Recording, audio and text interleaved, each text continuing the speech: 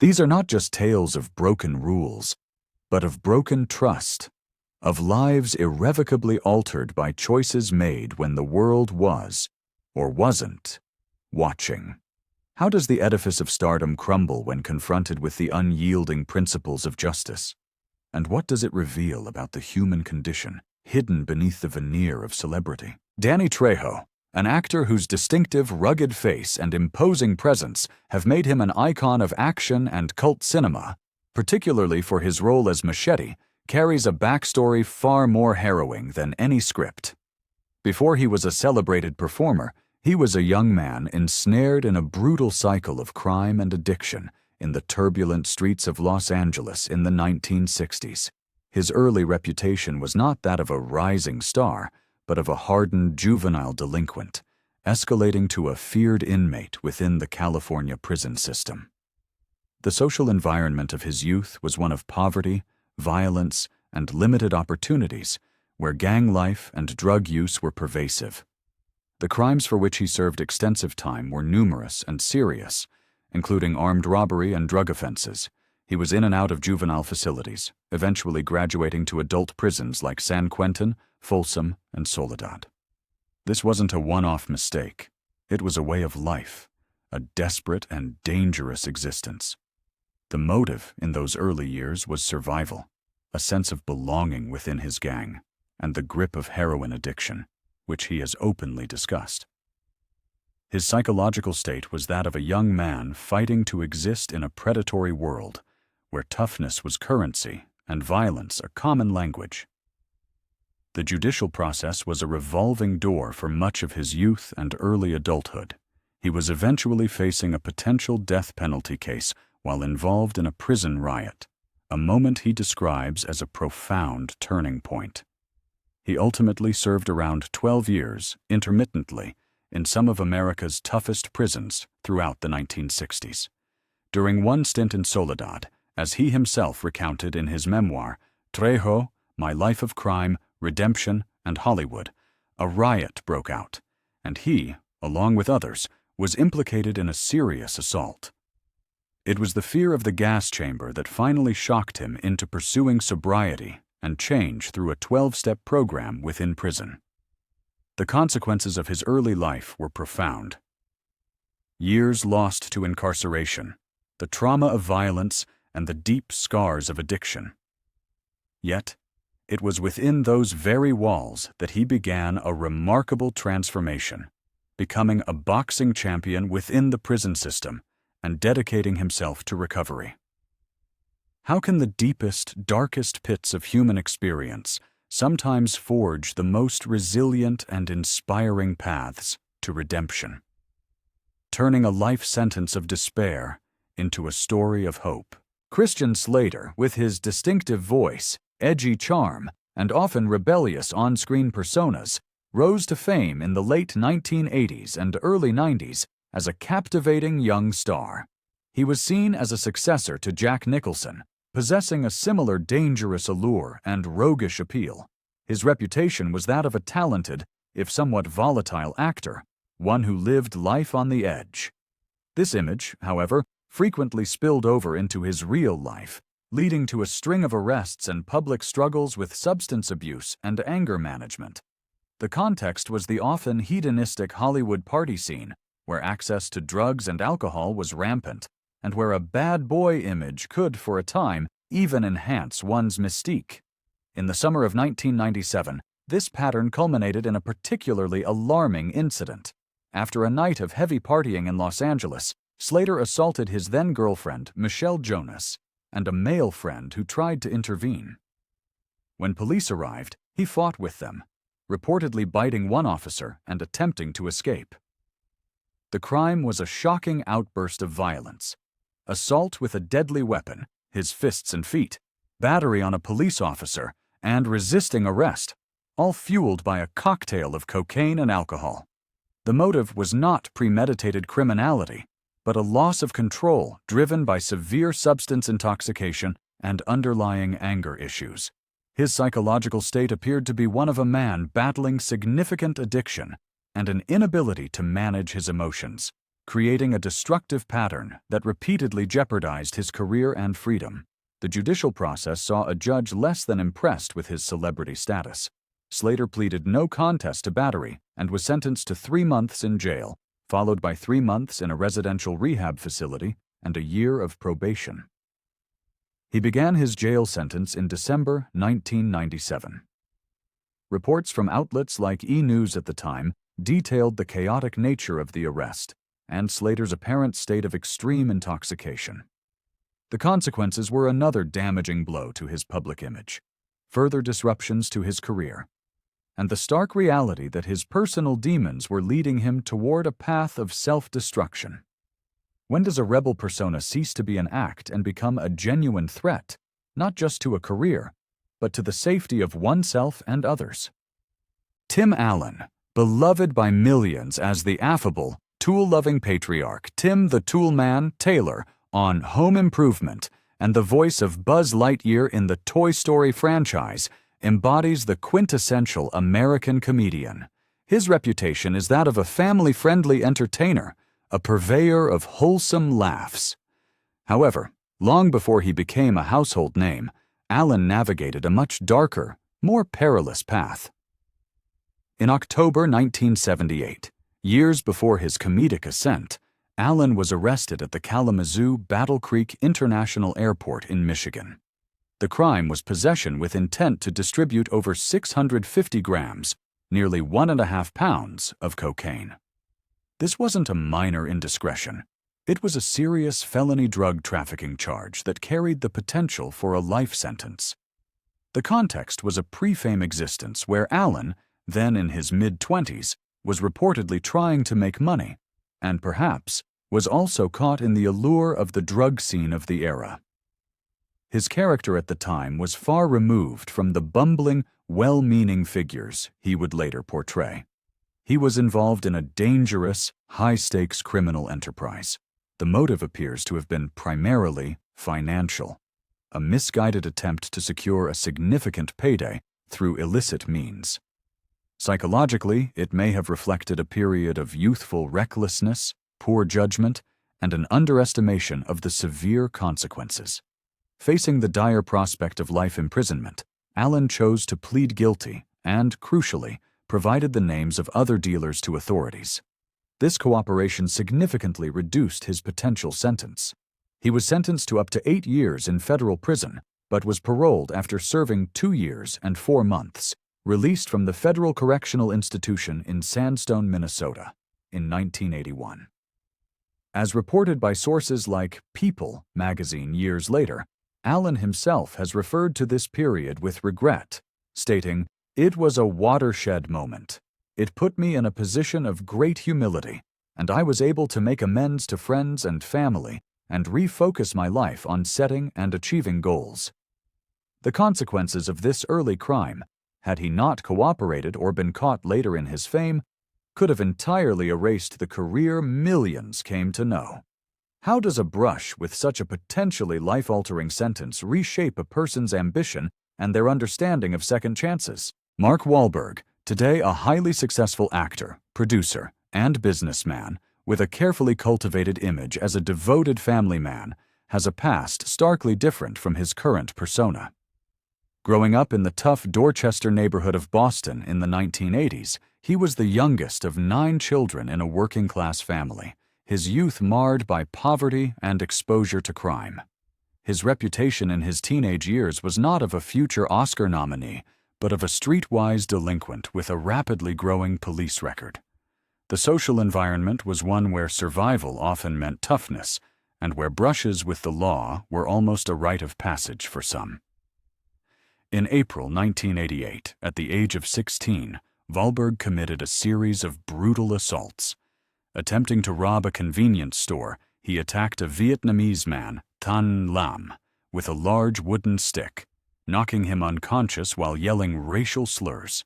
He fled and later attacked another Vietnamese man, Hoa Trinh, punching him in the eye. The crime was not just theft, but a racially motivated attempted murder, though he was ultimately convicted of assault. A shocking act of violence and bigotry. The motive appeared to be a volatile mix of youthful rage, desperation for money, the influence of a negative peer group, and underlying racial animosity, all common in the fractured social landscape of Boston at the time. His psychological state was likely one of deep-seated anger, impulsivity, and a profound lack of empathy, fueled perhaps by a troubled home life and substance abuse. Wahlberg was arrested, charged as an adult, and pleaded guilty to assault. He was sentenced to 2 years in Suffolk County Deer Island House of Correction. He ultimately served only 45 days of his sentence, but has stated the experience, and particularly the realization he was incarcerated in the same facility his father had been in, was a critical wake-up call. The Boston Globe reported on his crimes at the time, and later, on his attempts to seek a pardon in 2014, which drew considerable controversy and opposition, particularly from his victims' advocates. The consequences of his actions were immediate incarceration and a criminal record that haunted him for years. Though he turned his life around dramatically, achieving global fame and success, these early, violent acts remain a dark shadow. Can a past defined by such brutal, racially charged violence ever be truly outrun, even by decades of subsequent success and apparent reform? Wesley Snipes, the charismatic action hero, known for his intense on-screen presence and physical prowess, was a global icon in the 1990s and early 2000s. His reputation was that of a disciplined martial artist and a shrewd businessman, a figure who seemed to command respect both in Hollywood and beyond. He moved in circles of power, his roles in films like Blade cementing him as a bankable star. Yet beneath this veneer of control and success, a different narrative was unfolding, one involving a staggering defiance of civic duty. The context was a period of immense earnings and complex financial dealings, a world where financial advisors promised ways to legally, or so he might have believed, shield vast sums from the government. The crime, however, was stark. From 1999 to 2001, Snipes failed to file federal income tax returns, ultimately owing millions. This wasn't a simple oversight. It was a sustained period of non-compliance, a deliberate choice, the prosecution argued, fueled by anti-tax protester ideologies and a belief that he was somehow exempt from the obligations that bind ordinary citizens. The motive appeared to be a complex tapestry of greed, misguided advice, and perhaps an actor's overdeveloped sense of invincibility, a belief that the rules simply didn't apply to him. His psychological profile, as painted by the proceedings, suggested a man deeply distrustful of the system, yet one who had profoundly benefited from it. The trial was a media spectacle, laying bare the intricate financial maneuvers and the actor's justifications. In 2008, he was acquitted of the more serious felony tax fraud and conspiracy charges, but convicted of 3 misdemeanor counts of failing to file tax returns. The sentence, 3 years in prison, a stunning blow. He began his sentence in December 2010. Public reaction was mixed. Some saw it as an example of celebrity entitlement meeting its match. Others felt the sentence was harsh for misdemeanor charges. The consequences were severe: a tarnished legacy, a stalled career, and the very public humiliation of a star being reduced to a federal inmate number. As reported by the Orlando Sentinel during his sentencing, prosecutors stated Snipes had earned more than $38 million since 1999 and had filed no tax returns. His incarceration served as a stark warning. But does the pursuit of wealth and fame inevitably lead some to believe they can exist above the law, a world away from the responsibilities of common citizenship? Michelle Rodriguez, known for her tough girl persona on screen in blockbusters like The Fast and the Furious and the series Lost, cultivated an image of a rebellious, independent spirit who played by her own rules. Her reputation was that of a fiercely authentic actress, never shying away from strong, often confrontational roles. This on-screen persona, however, often seemed to blur with her off-screen life, leading to a series of legal troubles. The context of her offenses was the sun-drenched, fast-paced celebrity culture of Los Angeles, where late-night parties and a sense of immunity can sometimes foster reckless behavior. The core issue that led to her significant jail time was a history of alcohol-related driving offenses. In 2007, she was sentenced to 6 months in Los Angeles County Jail. This sentence wasn't for a single transgression, but for violating her probation related to previous charges, including a 2005 driving under the influence and hit-and-run case in Hawaii, and a 2003 DUI in California. The crime was a pattern of disregard for the law and the safety of others, specifically related to driving under the influence, and then failing to adhere to the court-mandated terms of her release, which included completing community service and an alcohol education program. The motive appeared to stem from a defiant attitude, perhaps a belief that her celebrity status afforded her a degree of leniency, or a deeper, unresolved personal struggle manifesting as self-destructive behavior.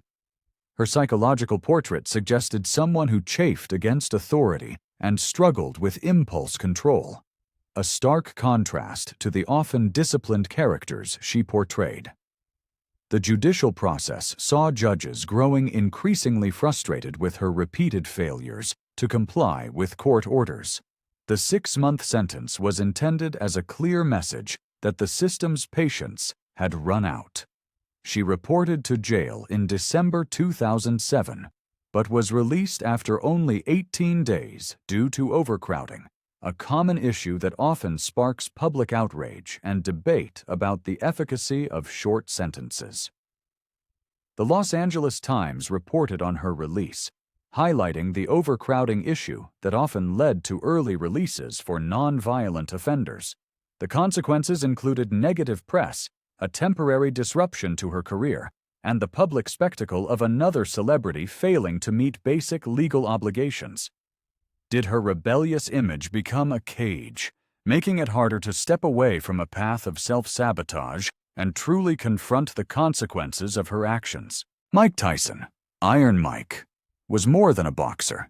He was a cultural phenomenon in the late 1980s and early 90s. His ferocious power, intimidating presence, and tales of a troubled youth transformed by the discipline of boxing captivated the world. He was the undisputed heavyweight champion, a symbol of raw, untamed strength. Yet this aura of invincibility shattered dramatically. The context was the pinnacle of his fame and fortune, a world of immense pressure, sycophants, and unchecked ego. In July 1991, Tyson was accused of raping Desiree Washington, an 18-year-old Miss Black America contestant, in an Indianapolis hotel room. The crime alleged was a brutal violation of trust and person, a stark contradiction to any romanticized notion of the powerful athlete. The ensuing investigation and trial became a media circus, polarizing public opinion. Tyson maintained the encounter was consensual. The motive, from the prosecution's perspective, was the predatory exercise of power and control, an entitlement born from a life where desires were often instantly gratified. Psychologically, Tyson's portrait was complex, a man who had overcome immense adversity but also struggled with impulse control, aggression, and a troubled understanding of relationships, all amplified by an entourage that rarely challenged him. The trial in early 1992 was one of the most publicized of its time, featuring emotional testimony from Washington and a steadfast denial from Tyson. The jury ultimately found him guilty of 1 count of rape and 2 counts of criminal deviant conduct. He was sentenced to 6 years in prison. The reaction was seismic. One of the world's most famous athletes was now a convicted felon. He served 3 years at the Indiana Youth Center, later renamed the Plainfield Correctional Facility, released in March 1995. The Indianapolis Star extensively covered the trial, quoting prosecutor J. Gregory Garrison, who argued that Tyson felt he could take whatever he wanted. The consequences were profound. A career interrupted at its peak, a reputation irrevocably damaged, and a societal reckoning with issues of celebrity, consent, and sexual violence. For the victim, Desiree Washington, the consequences were immeasurable and lifelong. Does the adulation poured upon sports heroes sometimes curdle into a dangerous sense of entitlement, blinding them to the fundamental humanity of others? Robert Downey Jr., an actor of prodigious, almost preternatural talent, practically born into Hollywood royalty, was celebrated for his charm, wit, and transformative performances from a young age. His early career was a highlight reel of critical acclaim, suggesting a limitless future. Yet this shining talent was tragically intertwined with a powerful and destructive force: addiction. His social environment, from his youth, was reportedly permissive regarding substance use, creating a vulnerability that would later define a dark chapter of his life. The late 1990s became a maelstrom of escalating drug abuse, arrests, and failed rehabilitations, a public and painful descent for a man who seemingly had everything. The specific crime that led to his most significant incarceration stemmed from a 1996 arrest where he was found in possession of cocaine, heroin, and an unloaded .3057 Magnum handgun while speeding down Sunset Boulevard. This was not an isolated incident, but the culmination of a series of drug-related offenses that demonstrated a life spiraling out of control. A raw battle with demons played out under the harsh glare of the media. The motive was not greed or malice, but the insatiable craving of addiction, a disease that had sunk its claws deep into his psyche, overriding his intellect, talent, and the desperate pleas of loved ones. His psychological portrait was one of deep internal conflict, a brilliant artist yoked to a relentless compulsion. The judicial process was protracted and agonizing. After numerous violations of probation, including missed drug tests, a judge in 1999, showing a stern resolve often perceived as absent in celebrity cases, sentenced Downey to 3 years in a California state prison. He ultimately served nearly 15 months at the California Substance Abuse Treatment Facility and State Prison in Corcoran. The reaction was one of shock and sadness. A talent so immense, so bright, was now confined, his future uncertain. The consequences were devastating at the time. His career was in ruins. He was considered unemployable, a pariah. One media report from the period described him as a symbol of wasted talent. Yet this period of incarceration, this rock bottom, became an unlikely crucible for change. What is it about the abyss that sometimes forces a confrontation with the self, paving the way for a comeback that few could have ever predicted? Paris Hilton, the hotel heiress and original reality TV superstar of the early 2000s, built an entire brand around an image of glamorous, carefree, and often ditzy privilege. Her reputation was that of a celebutante, famous for being famous, living a life of perpetual parties, designer clothes, and carefully managed media exposure.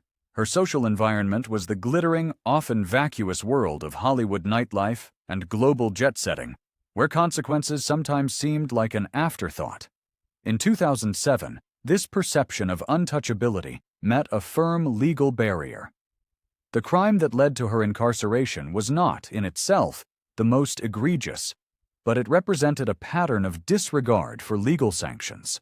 She was sentenced to 45 days in jail for repeatedly violating the terms of her probation, which stemmed from a 2006 alcohol-related reckless driving conviction. She had been caught driving with a suspended license, an act that demonstrated a clear defiance of court orders. The motive appeared to be a potent combination of youthful arrogance, a sense of entitlement often associated with extreme wealth and fame, and perhaps a genuine underestimation of the seriousness with which the courts would view her continued infractions. Her psychological portrait was that of someone so insulated by privilege that the ordinary rules seemed not to apply, a bubble existence that was about to be sharply pierced. The judicial process was highly publicized, with many watching to see if her celebrity and wealth would allow her to evade real consequences. When she was initially sentenced, then briefly released to home confinement after just 3 days due to a medical condition, only to be ordered back to jail by a furious judge, the drama intensified. She ultimately served 23 days at the Century Regional Detention Facility in Linwood, California. Media outlets like TMZ and Perez Hilton, ironically, feasted on the daily updates of her incarceration. "This is a wake-up call for her," one legal analyst commented at the time. The consequences were a period of intense public scrutiny and ridicule, but also, reportedly, a moment of reflection for Hilton herself. She later stated the experience was traumatic, but formative. When the gilded cage of celebrity privilege finally gives way to the steel bars of a jail cell, even for a short time, can it force a genuine confrontation with reality and personal responsibility? Bill Cosby, for decades, was more than just a comedian or actor. He was America's dad, a beloved icon of wholesome family values, moral uprightness, and groundbreaking success for an African-American entertainer. His reputation was impeccable, built on decades of family-friendly sitcoms like The Cosby Show, stand-up comedy that celebrated domestic life, and a public persona that exuded warmth, wisdom, and trustworthiness. He was a philanthropist, an advocate for education, and a seemingly unimpeachable moral authority. This carefully constructed edifice, however, concealed a horrifying secret, a decades-long pattern of predatory behavior. The context was one of immense power and influence within the entertainment industry, a position that allegedly allowed him to manipulate and silence numerous women. The specific crime for which he was eventually convicted was the aggravated indecent assault of Andrea Constant, a former Temple University employee, in his suburban Philadelphia home in 2004. Constant testified that Cosby drugged and sexually assaulted her. This was just one accusation among dozens, stretching back decades, painting a chilling picture of a serial predator. The motive, as pieced together from the accusations and trial, appeared to be a grotesque abuse of power, a systematic exploitation of his status and the trust placed in him to gratify his sexual desires. His psychological profile, as suggested by the sheer scale and nature of the allegations, pointed towards a deeply manipulative individual, capable of compartmentalizing his public benevolence from his private depravity, a cold-blooded calculation hidden beneath a veneer of charm. The first trial in 2017 ended in a mistrial. However, a second trial in 2018, in the full glare of the Fanch Me Too movement, resulted in a guilty verdict. He was sentenced to 3 to 10 years in state prison. The public reaction was one of profound shock, disgust, and a painful reevaluation of a cultural icon. As the Associated Press reported, at his sentencing, Judge Stephen O'Neill declared, "No one is above the law." The consequences were catastrophic for his legacy, erasing decades of goodwill and branding him a sexual predator. His numerous accolades were rescinded, his reruns pulled. Then, in a stunning reversal, in June 2021, the Pennsylvania Supreme Court overturned his conviction, citing a due process violation related to a previous prosecutor's agreement not to charge him. He was released from prison, a decision that caused further anguish and outrage for many. How can a figure so publicly associated with morality engage in such a profound betrayal of trust? And what does such a fall tell us about the seductive, corrupting nature of unchecked power? They force us to confront uncomfortable questions about power, privilege, and the responsibilities that come with influence. The journey from red carpet to prison cell is a dramatic and often tragic one, leaving an indelible mark on both the celebrity and the society that watches. But what do these cases truly teach us about the impartiality of our justice system? And how do we, as a society, Navigate the complex feelings that arise when our heroes are revealed to have clay feet, or worse, hearts of stone. How can communities better ensure that accountability is consistently applied, regardless of wealth or status, thereby strengthening public faith in the legal system and its capacity to deliver justice for all? We invite you to share your thoughts in the comments below. What story resonated with you the most, and what does it take to prevent such betrayals of public and personal trust? If you found this exploration compelling, please like this video, subscribe to our channel for more true crime stories, and ring the bell for notifications. Until next time, stay vigilant and question everything.